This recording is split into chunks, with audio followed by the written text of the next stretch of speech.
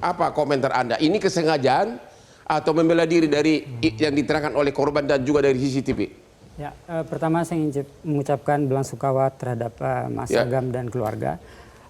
Dan kedua saya ingin mengomentari pendapat Pak Pangku Armada yang mengatakan bahwa ini membela diri. Menurut kami ini pernyataan yang sangat prematur. Sangat prematur, dan itu diberikan sebelum ada dari Puspomal meminta keterangan terhadap keluarga korban dan juga saksi yang melihat di sana. Nah,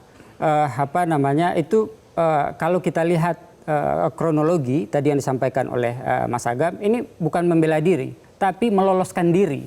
Nah, jadi logikanya ada orang yang mau maling di rumah seseorang, kemudian ditangkap, tapi kemudian dia melukai penghuni rumah tersebut, agar dia bisa lolos. Agar dia bisa lolos, begitu. Nah, ini sangat bertentangan dengan nalar publik yang wajar. Begitu. Wah, ini logika hukum yang sangat bagus ini. Bukan membela diri, tapi meloloskan diri, begitu? Kalah saya pengacara dari beliau ini. Ya, terus?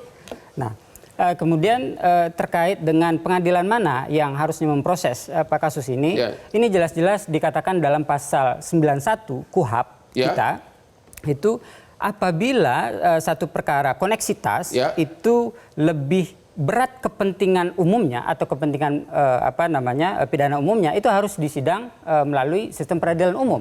Nah, kecuali kepentingan dalam kasus tersebut itu lebih besar adalah kepentingan militer, misalnya ada alutsista yang dirampok misalnya, itu jelas itu kepentingan militer. Ada gudang senjata TNI yang itu jelas itu. Jadi bisa Anda melihat ini lebih condong ke pengadilan umum, bukan ini pengadilan militer. harus sidang diproses melalui sistem peradilan umum. Pasal 65 Undang-Undang TNI itu mengatakan bahwa prajurit TNI yang terlibat dalam tindak pidana umum harus diproses melalui pidana umum. Ini merupakan mandat dari TAP MPR nomor 7 juga tahun 2000 begitu. Tapi sampai sekarang pemerintah dan juga TNI itu enggan untuk merevisi Undang-Undang 31 tahun 97. Dari begitu gampangnya mempergunakan senjata oknum TNI, apa komentar Anda?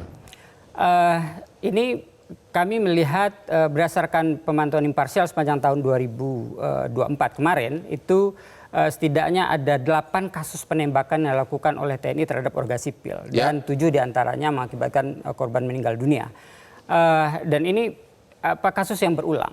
Nah, kasus yang berulang setiap tahunnya gitu. Dan kami menganalisa bahwa salah satu penyebabnya adalah karena belum direvisinya Undang-Undang 31 tahun 97 tentang peradilan militer, sehingga anggota militer yang melakukan tindak pidana atau kejahatan, mereka sudah berpikir bahwa kami nanti juga akan proses melalui peradilan militer. Nah, di mana peradilan militer dalam analisa kami itu menjadi sarana impunitas bagi anggota militer yang melakukan tindak kejahatan. Artinya dia lebih terlindungi di pengadilan militer, begitu? Persis.